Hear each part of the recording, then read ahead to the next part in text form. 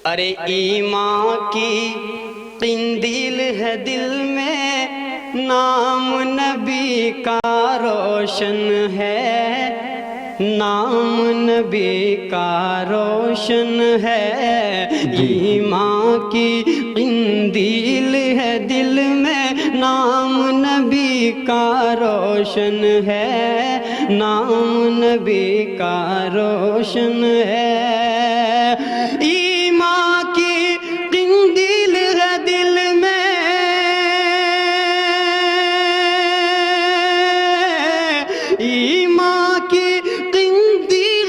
दिल में, नाम नबी का रोशन है, नाम नबी का रोशन है। क़ुर्बे इलाही तक जाने का हर एक रास्ता रोशन। बहुत अच्छे, सुभान अल्लाह, जिंदाबाद, क्या कहने, जज़ाकल्लाह। रोशन है क़ुर्बे इलाही तक जाने का। अल्हम्दुलिल्लाह अल्हम्दुलिल्लाहिल्लज़ी हदाना लिहाज़ा वमा कुन्ना लिनहतदिय लौला अन हदाना अल्लाह व अशहदु अन ला इलाहा इल्लल्लाह वहदहु ला शरीका लह व नशहदु अन्न मुहम्मदन अब्दुहु व रसूलुहु। अऊज़ु बिल्लाहि मिनश शैतानिर रजीम। बिस्मिल्लाहिर रहमानिर रहीम। वमन युतिइल्लाह व रसूलहु युदखिलहु जन्नातिन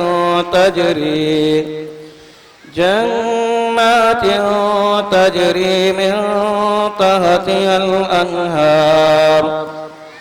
क़ाल अन्नबिय्यु सल्लल्लाहु अलैहि वसल्लम लैस मिन्ना मन गस्सना सदक़ल्लाहुल अज़ीम।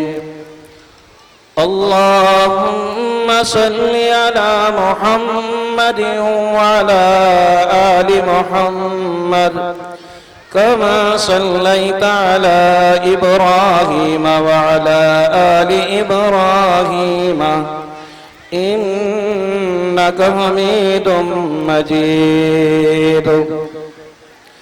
अल्लाहुम्मा बारिक अला मुहम्मदिन व अला आलि मुहम्मद कमा बारकता अला इब्राहीम व अला आलि इब्राहीम इन्नका हमीदुम मजीद। प्यारे दोस्तों, गय्यूर मुसलमानों, कलौंदा के सभी साथियों, सबसे पहले सभी को अस्सलामु अलैकुम व रहमतुल्लाहि व बरकातुहू। देखिए, आपका इजलास अल्हम्दुलिल्लाह कल से चल रहा है और उलमा इकराम तशरीफ ला रहे हैं। ये अल्लाह का एहसान है कि जब किसी ज़मीन को या किसी के माल को जो अहले अयाल को कबूल करता है, सबसे पहले अल्लाह तबारक व तआला अपने दीन की समझ अता फरमाता है। ये अल्लाह का एहसान है कि आपकी सरजमीन पर अल्लाह का कुरान पढ़ाया जा रहा है और कुरान सिखाया भी जा रहा है। नन्हे मुन्ने मासूम बच्चों के सीने के अंदर अल्लाह का कुरान है। देखिए, मैं सभी हजरात से इस बात की गुजारिश करता हूं जो इधर उधर घूम रहे हैं, क्योंकि ना मेरे खानदान की बात है ना आपके खानदान की बात है, बल्कि उस नबी के कुरान की बात है जिसकी बरकत से हम यहाँ आए हैं। इसलिए हम अपने सब काम काज से फारिग होकर पिंडाल के अंदर तशरीफ लाए और उलमा इकराम की नसीहत को सुने। मैं मुकर्रिर या तकरीर करने वाला नहीं हूँ, बल्कि मैं तो एक छोटा सा इंसान हूँ, अल्लाह का बंदा हूँ। इसलिए मेरे प्यारे दोस्तों, जो इधर उधर खड़े हुए हैं सबको बिठाया जाए। एक वाकया मेरे याद आ रहा है। मियाँ जी मूसा रहमतुल्लाह अलैह के ज़माने में मियाँ जी मूसा तकरीर कर रहे थे 2.5 घंटे की। कितने? 2.5 घंटे की। तो आपने तकरीर को मुकम्मल कर दिया और करने के बाद आप जब मजमे से फारिग हो गए, होने के बाद आप रवाना होने लगे, तो एक शख्स आया और कहने लगा, मियाँ जी मैं तो आपकी तकरीर और बयान सुनने आया था। तो मियाँ जी मूसा रहमतुल्लाह अलैह ने कहा कि मैंने मजमे को, इस पूरे मजमे को 2.5 घंटा तकरीर सुनाई है, तो तुझे भी मैं 2.5 घंटा ही बातें बताऊंगा। लोगों ने कहा उसकी वजह क्या है, उसकी बात क्या है? कहा ये एक नहीं, इसमें 1 लाख है। अगर इसकी जिंदगी में दीन आ जाए और ईमान और अकीदत का फैसला इसका दिल कर दे, न जाने कितने लोग राहे रास पर आ जाए। लोगों को बात ये कड़वी तो लगेगी, ये दावत तबलीग का जो काम है, लोग कहते हैं ये अमीर साहब, ये मुल्ला जी दरो दीवार के धक्के मारते फिरते हैं। हकीकतन बात बताऊं, अगर ये दावत तबलीग का काम ना होता तो मदारिस के अंदर बच्चे नहीं होते। क्योंकि सबसे ज्यादा से सुना होगा कि बियर की बोतल पीकर या शराब पीकर बेटी को हाथ के हवाले कर दिया है।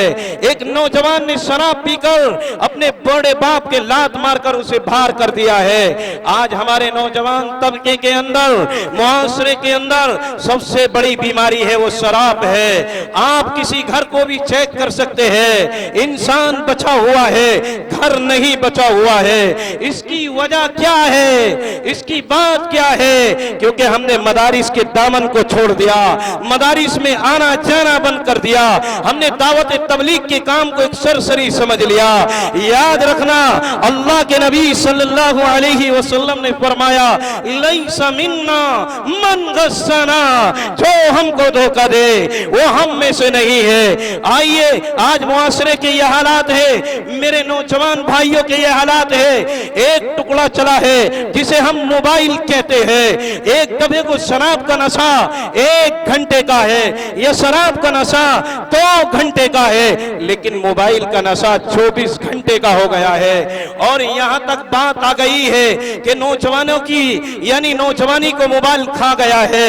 यहां तक बात आ गई है कि तलाक हो गई है। बेटी से मालूम किया गया कि तेरी वजह क्या है, तुझे शोहर अच्छा क्यों नहीं लगता? इसके मकान है, इसकी सब चीज है, इसके कारोबार है, आखिरकार ये शोहर तुझे अच्छा क्यों नहीं लगता? वो औरत कहती है कि ये शोहर मेरे लायक नहीं है। इसकी वजह यही है कि मोबाइल में रहकर ईमान को तो सलब किया ही किया। आज के हमारे नौजवान बच्चों ने अपने वक्त को भी बर्बाद कर दिया। इसलिए मेरे प्यारे दोस्तों, उलमा इकराम की नसीहत उठाओ। अगर आप एक वकील के पास जाओगे तो रिश्वत लेकर आपका मुकदमा लड़ेगा। अगर आप किसी डॉक्टर के पास जाओगे, आपका ऑपरेशन पैसे पहले जमा करा लेगा। अगर आप किसी इंजीनियर के पास जाओगे तो आपकी करेंसी को पहले जमा करा लेगा। आइए इस मदारिस की तरफ को चलते हैं, इन उलमा को देखते हैं। अगर किसी उलमा के आप पास जाओगे, आपकी जमीन को गिरवी नहीं रखा जाएगा, आपसे रिश्वत का सवाल नहीं किया जाएगा, बल्कि वल्लाह यही कहा जाएगा कि आप इस अमल को कर लो, इस तरीके से रह लो, इंशाअल्लाह आपको कामयाबी होगी। लेकिन अभी अगर आप एक वकील के पास जाओगे, आपसे रिश्वत का सवाल किया जाएगा। एक डॉक्टर के पास जाओगे, आपसे पैसे का सवाल किया जाएगा। लेकिन इन मदारिस में पढ़ने वाले, 5 रुपए की साबुन में बसर करने वाले जिंदगी और 10-10 हजार रुपए की तनख्वाह पे रहने वाले आपसे रिश्वत का सवाल नहीं करेंगे। लेकिन अफसोस सदअफसोस इस बात का है कि हम मदारिस से इतने दूर हो गए जैसे पेट्रोल और आग। एक आपको वाकया बताता हूं। घर के अंदर एक चूहेदान आया था, सुनने का वाकया है। घर के अंदर एक चूहेदान आया था, चूहेदान। अब चूहे ने बकरे से, मुर्गी से, भैंस से कहा कि घर के अंदर चूहेदान आया है, कैसे करा जाए? तो बकरे ने क्या कहा कि ये चूहेदान हमारे लिए नहीं आया, ये चूहेदान हमारे लिए नहीं आया, बल्कि ये चूहेदान तेरे लिए आया है। तो ऐसा हुआ, चूहे ने कहा कि देख लो आप पछताओगे। उसने कहा कि देखा जाएगा। एक दिन ऐसा हुआ कि चूहेदान को चूहे के लिए एक यानी कि जगह पे रखा गया कि चूहा इसके अंदर आए और टुकड़े के लालच में आके इसके अंदर दाखिल हो जाए। अब उसी घर की नौजवान लड़की अब जब उस चूहेदान को उठाने चली तो एक जहरीले कीड़े ने काट खाया। किसने? एक जहरीले कीड़े ने काट खाया। और काटने के बाद जब रिश्तेदारों को मालूम हुआ कि फला के रिश्तेदार की बेटी के जहरीले कीड़े ने किसी ने काट खाया है, तो लोगों ने कहा, घर के मेहमानों लोगों ने कहा कि भाई मेहमान आने शुरू हो गए हैं, ऐसे करो कि मुर्गे को काट लो। किसको काट लो? मुर्गे को काट लो। अब फिर रेज के मेहमान होए तो कहा कि भाई बकरे को काट लो। क्या कहा? कि बकरे को काट लो। फिर उससे ज्यादा मेहमान हो गए, कहा कि भाई कटिया को ही काट लो।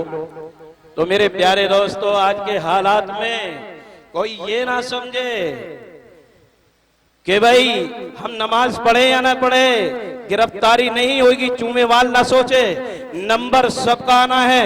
याद रखना, किसी शायर ने कहा है, खौफे खुदा हो दिल में, दुनिया की ताकत क्या है, कैसो किसरा जैसे चले गए, अब के बातिल क्या है। याद रखना, ये माहौल साहबा इकराम रजी अल्लाह अजमईन पर चला था। जिसने कलमा पढ़ लिया उस पर हालात आने हैं। इसलिए कुरान ने कहा, या अय्युहल्लज़ीना आमनु दुखुलू फिस्सिल्मि काफ़ा। ईमान अलग चीज है और इस्लाम अलग चीज है। आइए हम साहबा की तारीख को उठाकर देखते हैं, साहबा की कुर्बानी को देखते हैं। अगर कोई कहे जो कलमा पढ़ ले उस पर हालात नहीं आए, ऐसा नहीं हो सकता। एक साहबी है जिसके हाथ नहीं है, जिसके टांग नहीं है। अल्लाह के नबी ने ऐलान किया, हसन हुसैन के नाना ने ऐलान किया, आज माल की जरूरत है, आज माल की जरूरत है। तमाम साहबा इकराम रजी अल्लाह अन्हु अजमईन माल ले आए हैं, लेकिन एक साहबा के हाथ नहीं है, टांग नहीं है। एक यहूदी के मकान पर जाते हैं और जाने के बाद आप अपनी डोल से यानी कि अपने जिस्म से डोल को बांधते हैं और वो यहूदी कहता है, तेरे रब ने हाथ भी नहीं दिए हैं, रब ने तुझे टांग भी नहीं दी है। ऐसी मजबूरी क्या बन गई तेरे साथ? क्या घर के आपके लिए है। अगर हमारे पास माल है तो अपनी दुकानदारी के लिए है। अगर हमारे पास दौलत है तो कुरान के लिए नहीं है। अगर हमारे पास ताकत है तो बातिल का उभारा लेने के लिए है। अगर हमारे पास जमीन और शहजाद है तो ईमान की अकीदत बनाने के लिए नहीं, दूसरों को जुल्म उठाने के लिए है। लेकिन उधर जाइए, अगर साहबा के पास माल है तो अल्लाह के नबी के कुरान के लिए है, अल्लाह के नबी के फरमान के लिए है। अगर साहबा के पास ताकत है तो जंग बदर के लिए है, जंग ओहद के लिए है। अगर साहबा के पास ताकत है जंग तबूक के लिए है। अगर साहबा के पास ताकत है तो जुल्म रोकने के लिए है। इसलिए मेरे प्यारे दोस्तों, आज हमारे पास माल है तो शादियों के लिए है, किसी मदारिस के लिए नहीं है। इसलिए कुरान ने कहा, या अय्युहल्लज़ीना आमनु दुखुलू फिस्सिल्मि काफ़ा। ईमान अलग चीज है और इस्लाम अलग चीज है। इसलिए मेरे प्यारे दोस्तों, वो साहबा के हाथ नहीं है, रब ने आज हाथ दिए हैं, रब ने टांग दी है, जवानी दी है, ताकत दी है, माल दिया है। लेकिन अफसोस, सद अफसोस इस बात का है, आज के हमारे नौजवानों की जवानी है तो अगर शराब पर है। आज हमारे नौजवानों की नौजवानी इतनी सस्ती हो गई है, एक कटिंग पर बिक जाती है। किस पर? एक कटिंग पर बिक जाती है, पट्टी पुरानी पैंटों पर बिक जाती है। आज के नौजवानों की जवानी ऐसी सस्ती हो गई है। इसकी वजह यह है कि हम मदारिस से दूर हो गए हैं, उलमा इकराम की सोहबत से दूर हो गए हैं। इसलिए मेरे प्यारे दोस्तों, आज के माहौल में ईमान की ताकत की जरूरत है। आइए फिलिस्तीन की तरफ को चलते हैं। फिलिस्तीन के लोगों का ईमान देखिए, उनके पास माल नहीं है तो ईमान है, अगर उनके पास फौज नहीं तो ईमान है, अगर उनके पास लश्कर नहीं है तो ईमान है, और इसराइल का सामना करते हैं। इसराइल के फौजों पर गन है, तौबे हैं, सब कुछ है, लेकिन फिलिस्तीनी के नौजवान बच्चों के दिलों में ईमान है। लेकिन आज हिंदुस्तान के मुसलमानों के बच्चों के पास है तो बियर की बोतल है और शराब की बोतल है। इसलिए मेरे प्यारे दोस्तों, वो सहाबा इकराम रज़ियल्लाहु अन्हुम अजमईन हाथ नहीं है, टांग नहीं है, एक यहूदी के मकान पर मजदूरी करते हैं और इन अशार के साथ या मरगूबी इल्लल्लाह, या महबूबी इल्लल्लाह, या मतलूबी इल्लल्लाह, अल्लाह के नबी इंतजार करते हैं। तमाम साहबा कहते हैं कि सबका माल आ गया है, अभी किसका इंतजार है?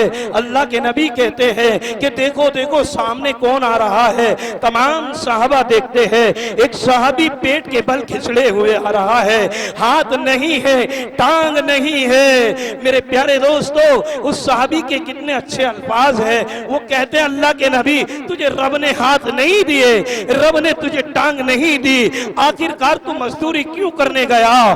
तो वो साहबा कहते हैं अल्लाह के यहाँ कल ऐलान होगा कौन है मेरे नबी का फरमान मानने वाला। तो कल मैदान हशर के दिन मैं भी कह दूंगा ए अल्लाह, मैं भी तेरे नबी का फरमान मानने वाला हूँ। इसलिए कुरान ने कहा वमन युतिइल्लाह व रसूलहु व युदखिलहु जन्नातिन तजरी मिन तहतिहा अल-अनहार, जो हमारे नबी के तरीके के मुताबिक और हमारे हुक्म के मुताबिक जिंदगी गुजार के आएगा, हम उसे जन्नत देंगे। अल्लाह मुझे और आपको अमल करने की तौफीक अता फरमाए। व आखिरु दावाना अल्हम्दुलिल्लाहि रब्बिल आलमीन।